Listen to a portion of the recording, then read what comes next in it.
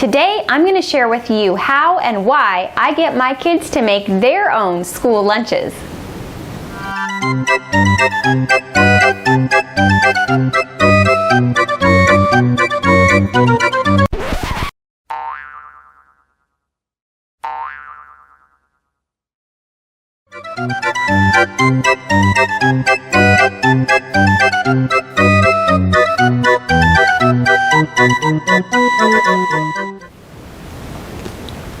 At one point, I had an aha moment and thought, why am I doing all the work myself? This is a perfect opportunity to teach my kids kitchen skills as well as how to put together a nourishing meal that they enjoy and that will keep them full throughout the day. So I enlisted these two, and they have learned all sorts of things. They can put their lunches together in a snap, and I know your kids can do this too. Let's take just a moment to talk about those prepackaged convenience foods that are so popular with both kids and moms these days. Now, if you're like me, you love to save a buck, and you get these flyers in the mail with fabulous coupons for all these prepackaged foods that have all sorts of claims that they're healthy, whole grain, wholesome, and you think, oh, my morning is saved and I don't have to spend a bundle.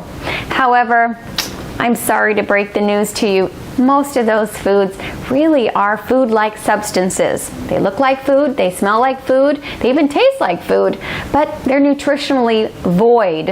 And when our children consume them, they make their blood sugar skyrocket and then tank about an hour later, leaving them in mode the rest of the day where they're dealing with a grumbly belly. They maybe don't feel very good and they don't know why. Maybe they're acting out in school, and it's all because they didn't have a lunch that was filled with those high-octane foods that actually fuel their bodies. Now, that being said, none of us want to give up the ease and convenience of prepackaged foods.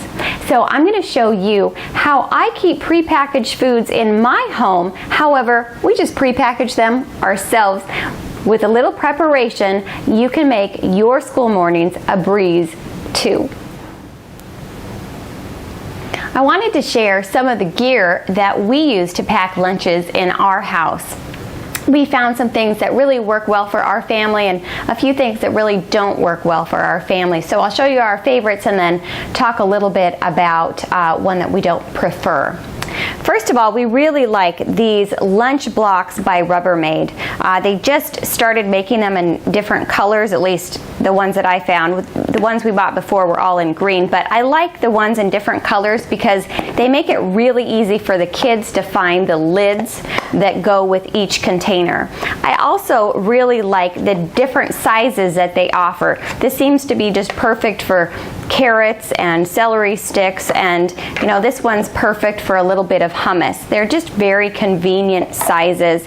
And Rubbermaid also sells a lunch bag that these all stack into nicely. However, I didn't like that one because I couldn't clean it out in a really efficient manner. The other thing that they come with is a nice thin ice pack that's hard. The ones that come in the bag, I never seem to get them flat in my freezer, and they're lumpy and they don't lay really nice in the lunch bags and they take up too much room. So I really enjoy having this ice pack as well. Now I also use much of the time we use a thermos because my kids like to take leftover chili, soup, stews. It's a really balanced meal that keeps them full for a long time, and it's a great way to keep their food hot when they either don't have access to a microwave, or I don't prefer that they heat up their food in a microwave as well.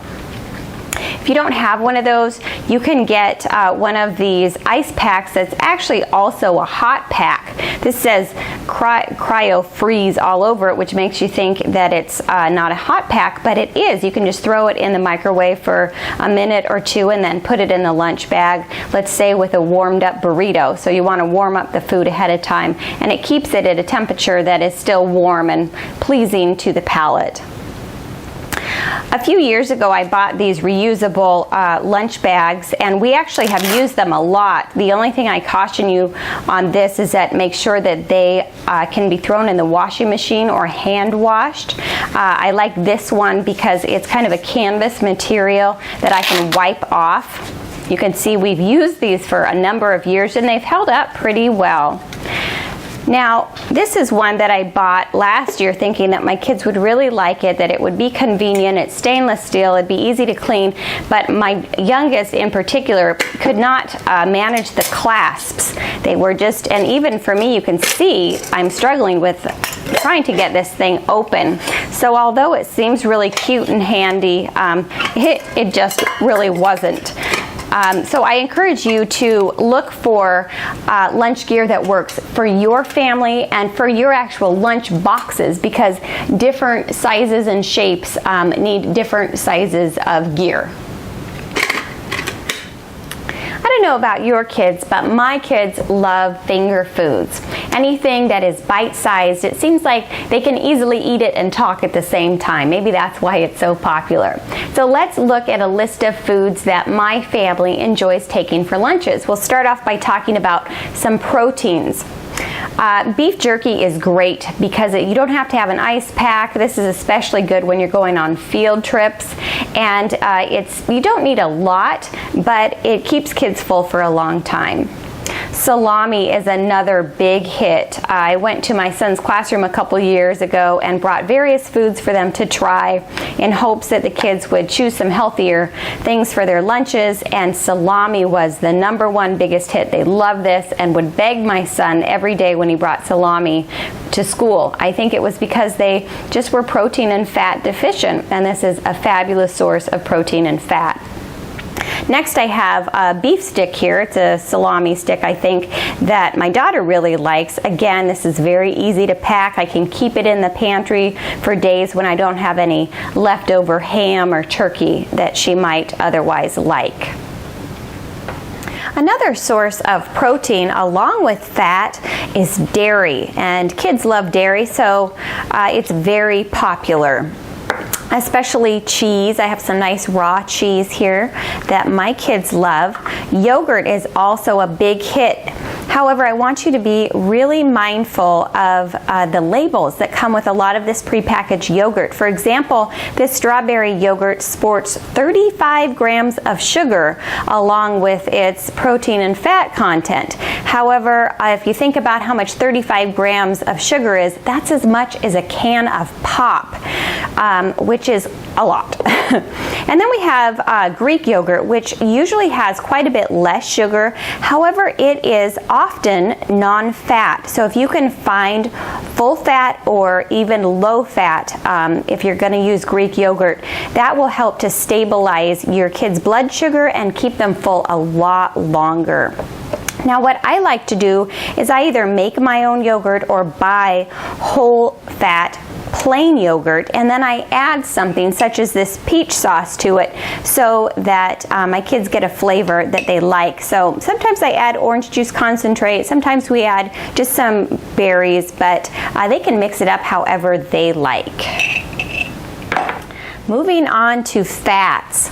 Now, of course, we want our children to get the proper amount of fat with their protein so that they stay full throughout the day. And a wonderful way to do that is with nuts and nut butters. However, we are seeing more and more of an outlaw against nuts at our public schools and private schools because so many of our kids are allergic to peanuts in particular. And I handle this in a couple different ways because I really like to have the option of sending nuts with my kids to school, maybe even just in the form of in their granola. So one of the things that I do is I contact the parent of any child who is allergic to any type of nut in the classroom, and I ask them specifics. Is your child only allergic to peanuts, or are they allergic to tree nuts as well? And then I know if there are certain nuts that I can send and certain nuts that I cannot send. Another way to get around this is to use coconut, and you can use either dried or fresh. Here I have some nice fresh coconut. My daughter loves to help me crack the coconut and take the meat out. If you'd like further information on how to accomplish this, just go ahead to my site, healthnutnation.com, and search up coconut, and I have a video on exactly how to crack a mature brown coconut and take out its meat. Butter is another fabulous source of fat and nutrition. You can just slather your child's piece of sourdough bread with a nice thick slab of butter, and it will help them not only to digest that bread, but also keep them full for a long while. Okay, let's talk about fruit. Now, every time I'm at Costco, I see those pre-sliced apples just about in everybody's cart. And I'm here to tell you that you can pre-slice your apples at home and use some of your own techniques to make them not turn brown. Now, that being said, I want you to know that I cut this apple last night, and this is how brown it got. Not very brown. So you really can pre-cut apples and not do anything to them, and they will stay generally good looking. It just kind of depends on how picky your kids are. Now, there are a couple of ways to preserve the fresh, nice color of an apple, and one is with citrus juice. You can use, just squeeze some lemon, lime, or orange over the apple, and sometimes that changes the flavor just a little bit, so make sure to use something that your child likes. Pineapple also works well, but is less readily available. Something that the stores actually use as a preservative, and it's a pretty natural one, is citric acid. It comes from the peel of generally an orange, but of various citrus, and it's just pulverized and granulated. You can sprinkle that on just over the your fruit, the meat of the apple, and it'll keep it looking nice and fresh for quite some time. Now, another thing that I keep in mind whenever I pick out fruit for my kids is it in season? I like to get fruits that are in season. So grapes are in season right now, apples are just coming in season. And then I kind of switch it up, so peaches are in season, so right now I'm dehydrating some fruit roll-ups, some peach fruit roll-ups for my kids so they can enjoy them, say come December when there are no peaches available. And you can learn how to dehydrate your own fruit roll-ups in another video by another blogger on dehydrating. Just keep in mind whenever you're feeding your kids much dehydrated or dried fruit that it's pretty concentrated in sugar, so small portions are best. And of course, no lunch is complete without some fresh veggies. There are so many wonderful fresh vegetables available for school lunches, and you can pre-cut them. My kids pre-cut these bell peppers and carrots. You can use broccoli, cauliflower, beans. There are just so many options out there. You can put them just in a nice little container in the morning, and they're ready to go in the lunch box. Now, don't be afraid to pre-cut these, say on Sunday, and they should last the week long if you just cover them with some paper towel and check on them, of course, every day, and then cover them and put them right in the fridge. Now, I don't want to spend too much time on carbohydrates because a lot of the other videos in this series are talking about wonderful carbohydrates for your child's lunch, such as artisan sourdough bread and homemade crackers. Those things are just a great thing to put in the lunch. These are some spelt pretzels that my kids really like, along with hummus. There are many different flavors of hummus out there now, so if your child doesn't like one flavor, just try another one. It is a great source of not only carbohydrate, but fat and a little bit of protein as well. And of course, every kid needs a treat to look forward to in their lunch every day. Now, my kids love these snickerdoodles, and so do I, because I just pre-bake a big batch, freeze them, and pre-package them so that the kids can simply grab a bag, put them in their lunch, and they are thawed by lunchtime. And I show you how to make these in my freezer cookie video. These are just a few ideas for a well-rounded lunch.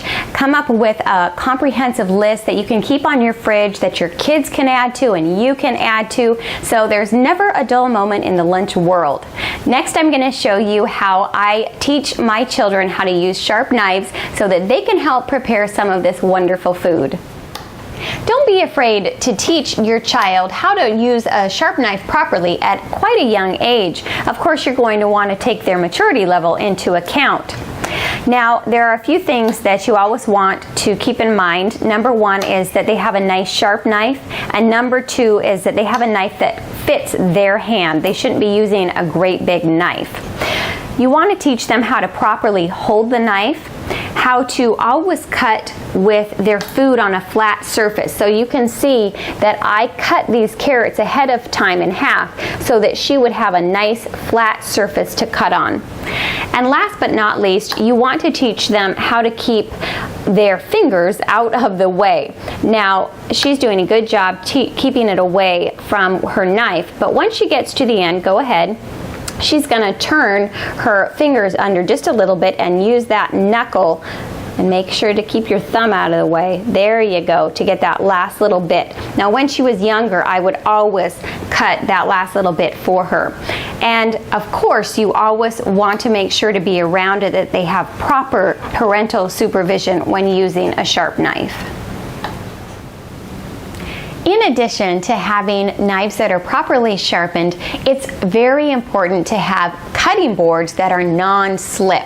You don't want those cutting boards twisting all around and then your child doesn't have the proper amount of control.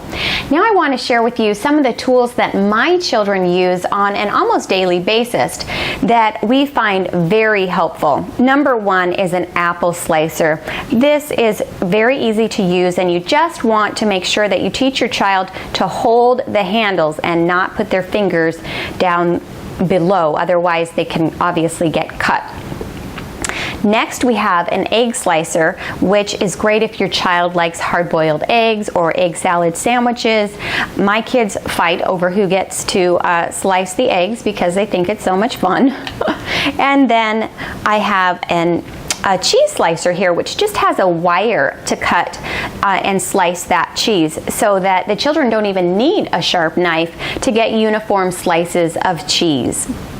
Last but not least, I have a whiteboard that's erasable that I fill out on a weekly basis. So after I go grocery shopping and figure out what we're going to have for lunches that week, I just put it down under the categories: protein, carbs, veggies, fruit, fat, and treats, so that the kids can look at it for ideas, as well as just easing it up on me. They're not always saying, "Oh, Mom, I can't find anything. There's nothing for my lunch." If they do that, I say, "Look at the whiteboard. There's lots of ideas." It also helps them to remember what categories they need to make sure to have in their lunch. So it's just a great tool that they can look at as a resource that will help them accomplish the task that they have set out to do.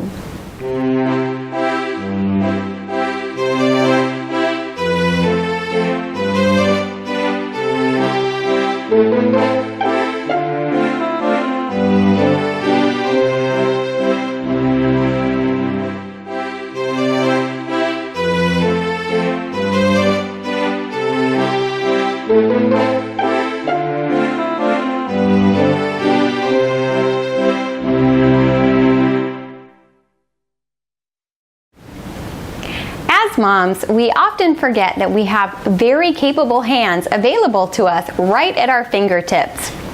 Not only is it worth teaching our children these valuable life skills, but they'll also learn how to be self-sufficient and feel good about being able to prepare their own nourishing and well-balanced lunch.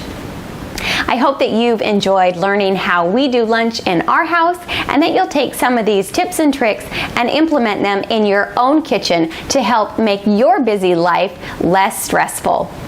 To your health.